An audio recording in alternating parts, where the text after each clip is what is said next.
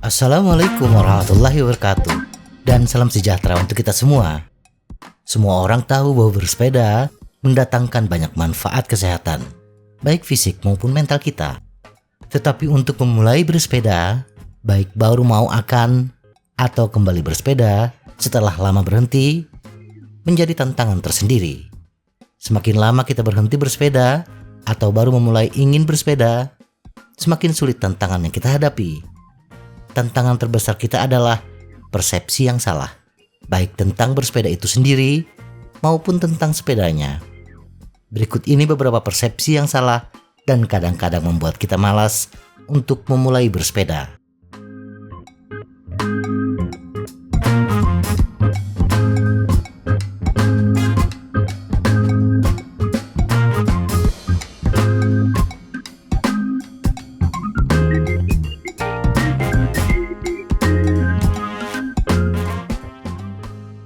Bersepeda hanya olahraga.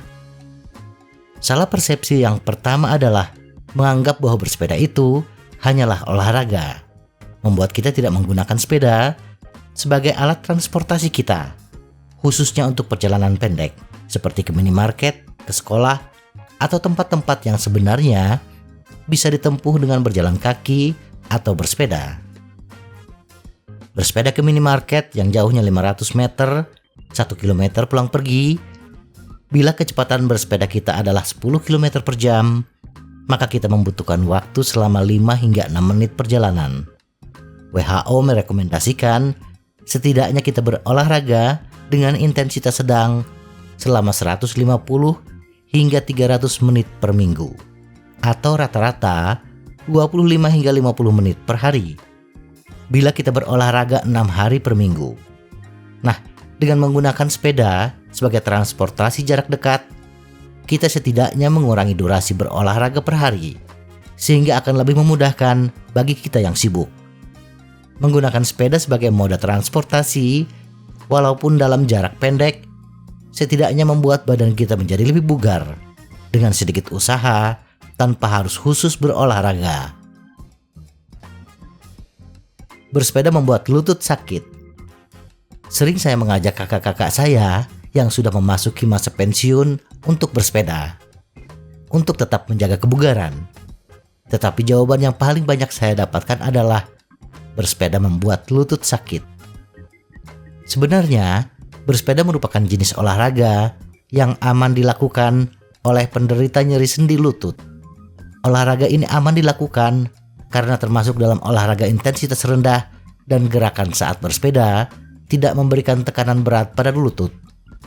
Bagi penderita nyeri sendi lutut saja aman, apalagi bagi kita yang tidak mengalami permasalahan sendi lutut. Pengalaman bersepeda yang menyebabkan nyeri lutut biasanya disebabkan oleh 2 faktor. Faktor pertama adalah posisi sadal yang terlalu rendah. Bagi orang yang tidak terbiasa bersepeda, posisi sadal kadang-kadang ketinggiannya disamakan dengan ketinggian sadal motor, di mana posisi duduk yang masih memungkinkan kaki menapak ke permukaan jalan. Sadal yang rendah akan membuat sudut lipatan lutut yang kecil ketika pedal berada di posisi paling atas, atau paha kita dalam posisi yang menanjak, lutut lebih tinggi dari bokong kita. Nah, posisi ini akan menambah beban pada lutut ketika kita menekan pedal. Beban yang berat pada lutut inilah yang membuat lutut terasa sakit. Faktor kedua adalah tidak terbiasa menggunakan gear sepeda. Ini bisa kita maklumi. Sepeda yang pertama kali kita gunakan di masa kecil adalah sepeda single speed, di mana tidak membutuhkan perpindahan gear. Kebanyakan pesepeda baru menggunakan chainring terbesar pada gear depan dan sprocket terkecil pada gear belakang. Kombinasi gear ini menghasilkan gear rasio yang besar. Efeknya, kayuhan pun membutuhkan torsi yang besar pula. Torsi yang besar inilah yang membebani kerja lutut dan pada akhirnya membuat lutut terasa sakit. Bersepeda di tanjakan adalah siksaan. Persepsi keliru berikutnya adalah anggapan bahwa bersepeda di tanjakan akan menguras lebih banyak tenaga kita. Inilah yang menjadi alasan bagi kita yang tinggal di daerah berbukit seperti Bandung, tidak menggunakan sepeda baik sebagai alat transportasi maupun sebagai sarana olahraga. Bandung dikenal sebagai kota yang dikelilingi gunung. Maka tak heran kemanapun kita berjalan akan menemukan tanjakan. Tetapi tanjakan yang curam, gradian 15 hingga 20%, biasanya akan kita temui bila kita bersepeda ke perbukitan. Bersepeda di perkotaan, tanjakan yang kita hadapi biasanya berkisar antara 5 hingga 6%. Bersepeda di tanjakan 5 hingga 6% ini, bila berat total kita 80 kg, bersepeda menggunakan MTB, akan menghasilkan kecepatan sebesar 6 km per jam dengan power 100 watt. Power 100 watt ini bila di jalan datar akan menghasilkan kecepatan sekitar 20 km per jam. Dan bila kita bersepeda di tanjakan dengan kecepatan 7 km per jam, rasanya akan sama dengan kita bersepeda di jalan datar dengan kecepatan 20 km per jam. Bersepeda di tanjakan akan terasa seperti siksaan bila kita memaksakan kecepatannya di atas 7 km per jam. Jadi, tanjakan tidak selalu menyiksa kita bila kita tetap bersepeda dengan kekuatan seperti kita bersepeda di jalan datar. Jangan takut dengan tanjakan, itu hanya jalan yang miring saja. Kalaupun merasa kelelahan, tidak ada salahnya turun dan menuntun sepeda kita untuk mencapai puncak. Bersepeda itu mahal. Bila kita mencari video-video tentang bersepeda di YouTube, kita akan mendapati beberapa konten kreator top menggunakan sepeda yang mahal. Ditambah lagi racun dari komunitas, membuat sepeda kita dari hari ke hari bertambah mahal. Bagi sebagian orang yang peduli dengan tampilan, bersepeda dengan sepeda ala kadarnya membuat nilai diri mereka akan turun. Sepeda menjadi mahal karena menggunakan bahan frame karbon dan menerapkan grup set kelas atas. Misalnya sepeda Pinarello F7 dengan frame karbon dan grup set Ultegra DI itu seharga ratusan juta rupiah.